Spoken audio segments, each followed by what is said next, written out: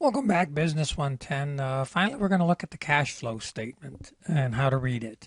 So, cash flow is simply how much, the difference between how much cash we had in our wallet at the start of the month or quarter or year, whatever the statement is, versus how much cash we had at the end of the month, quarter, or year. So, how much cash came into our wallet in the forms of either where we sold something and got cash, or where we got a paycheck and got cash.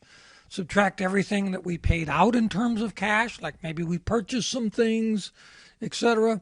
And the difference between the two is our net cash flow.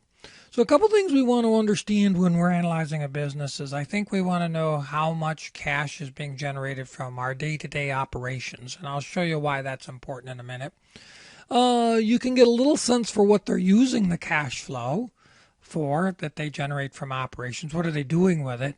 And of course, like any of these statements, you want to sort of have a broad understanding of what's happening to the trend. Is it getting better year over year, staying about the same? So we're going to look at a little bit of detail of a cash flow statement. So this happens to be off of Yahoo Finance again, and this happens to be a Walmart store. Doesn't really matter, but here you can see the way the cash flow statement is broken down.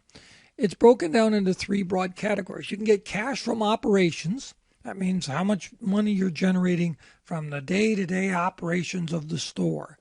Are you generating cash from that store or from your business?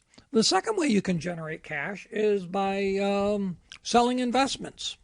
You could take on a personal basis. I could generate cash if I needed it by selling a car. I could sell a car. I could sell my bicycle. I could sell all sorts of things, and it would generate cash. Sometimes you hear some of the folks that are kind of down and out. They sell things and they get cash, and that is a way to get cash. The third way to get cash is you can borrow it. It's called financing. I can borrow money from people. So I can generate, if I just look at the total cash flow, it can be a little bit misleading because I might have borrowed tons and tons of money. I might have sold everything I owned to cover for the fact that I'm not generating any cash from my operations. And it's important to understand that. So let's take a look at our friend Sears again. So to my point, in 2014, Sears generated $419 million of cash overall, which on the surface sounds like a good thing. They had $419 million more in their wallet than when they started the year. But if you peel the onion back a little bit, you see $900 million of that cash came from borrowing money from others. 664 of that cash came from selling some of their assets, probably stores and businesses and real estate and that stuff. If you look at what the kind of cash they were generating from their operations, again, brackets are negative.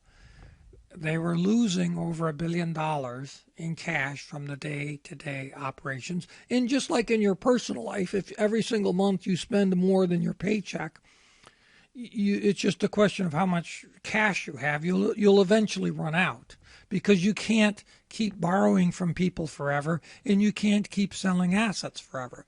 So think of it this way: 1.109 billion is about $300 million a day they were losing from cash from operations. If you're not generating cash from operations, you eventually go bankrupt. As compared to, say, a Chipotle, who didn't have any cash flow in 2014 overall, but a very positive story. They generated lots of cash from their operations, which they reinvested back into their business by expanding stores, by having more outlets. They repaid some of their loans. Very different story. So when you read a cash flow statement, you've got to sort of understand the three categories from where the cash is coming from. If they're not generating cash from operations, you have major, major problems. Once you see they have cash from operations, you sort of get a rough feel. Now, you can't research, you'd have to research it in detail, but you can get a rough feel for what's going on with where they're spending that cash. Hope that helps. Any questions, let me know.